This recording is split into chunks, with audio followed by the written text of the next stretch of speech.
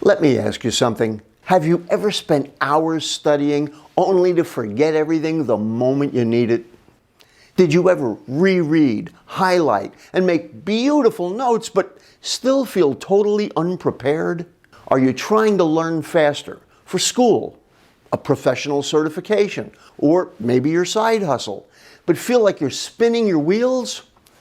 If any of that sounds familiar, you're not alone. Many others just like you are going through it too. It may not be your fault.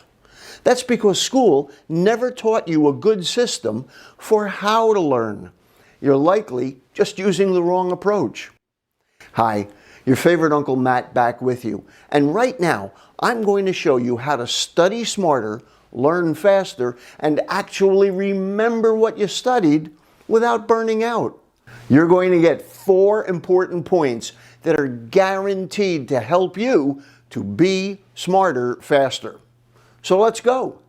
Number 1, it's not what you study, it's how you study. When I first started learning seriously, I thought success meant finding the best books, watching the right videos, learning from the best instructors, putting in more hours. And for a while, that worked. But then came the avalanche. More content, more pressure, more burnout. And the people getting better results, they weren't studying harder than me. They were studying differently. That's when it hit me. It's not the resources that matter most. It's your approach. That's why one of my most famous catchphrases is, school tells you what to learn, but Matt DeMeo shows you how to learn it. And that brings us to point number 2. The first step is always learn how to learn. Before you dive into any subject, ask yourself this: what's the fastest, most effective way for me to learn this? In neuroscience, it's called meta-learning, learning how to learn. Think of it like sharpening your axe before you chop down the tree. Whether you're learning chemistry or coding, sales, or Spanish, the first thing to figure out is, what do I need to know? How is this topic structured? And what's the best way to tackle it? Most people skip this step, but this is what separates the slow learners from the fast absorbers. Number 3, learn the way you'll use it. That's directness. Here's a fun thought experiment. Let's say your goal is to speak French fluently in 30 days. You've got unlimited money and time. Would you watch grammar videos, use a language app, or fly to France and start talking to people even if you stumble? In fact, back in the early 1980s, that's exactly what I did. After sitting with my vinyl records that had French lessons on them, yes, back in those days, that's what I was using, I wasn't really making much progress. And I flew to France and stayed with a French family in the north of France. For weeks, they spoke no English. And then I eventually made my way to Paris. So yes, I threw myself into the deep end of the pool with the little tiny bit of French that I knew and had a wonderful time. And so the fastest path is obvious. It's option 3. Why? Because you're learning in the context where you'll actually use the skill. That's called directness. If your exam is multiple choice, practice with multiple choice questions. If your goal is public speaking, don't just read about it, get up and speak. Want to ride a bike? Get on the bike. Want abs? Do crunches, not just read the articles. Direct practice feels uncomfortable, but that discomfort is where the learning happens.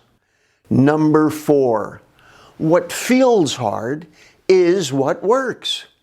Here's a big myth. If studying feels easy, it must be working. Nope. The truth? The easiest methods, like rereading and highlighting, are often the least effective. The methods that feel hard, like flashcards, self-quizzing, and practice tests, are usually the most effective. That's called active recall, pulling the information out of your brain. It's the difference between watching someone swim and jumping into the pool yourself. Back when I was still a working rock keyboardist for a wide variety of different bands, yes, first I would look at whatever information I could about the song, and maybe if I could find a YouTube tutorial on how a particular solo was played. But then I had to go to the keyboard and actually learn to play it myself. Yes, it's harder. Yes, it's frustrating. But that's what actually builds memory and understanding. So, what should you do? Let's recap. Let's bring it all together. Before you study, step back. Ask, how is this subject organized? What's the best way to learn it? That's meta-learning. Learn in the way you'll use it. Don't just read about it, do it. That's directness. Don't chase what feels easy. Do what feels effective, even if it's harder. That's active recall. If you follow those 3 steps, I promise you'll learn faster, remember more, and walk into your next exam with confidence instead of panic. If you found this helpful, you'll love some of the other videos on my channel, where I break down how to build laser-focused study habits that stick and help you score higher with less stress. Even specific strategies for multiple choice exams, and how to watch out for tricky instructions on tests. Here's one I recommend you start with, especially if it's the last minute and you've got an important exam. And remember, the fastest way to get to the top is to get off your bottom. Thanks for watching. I'll see you on my other videos soon.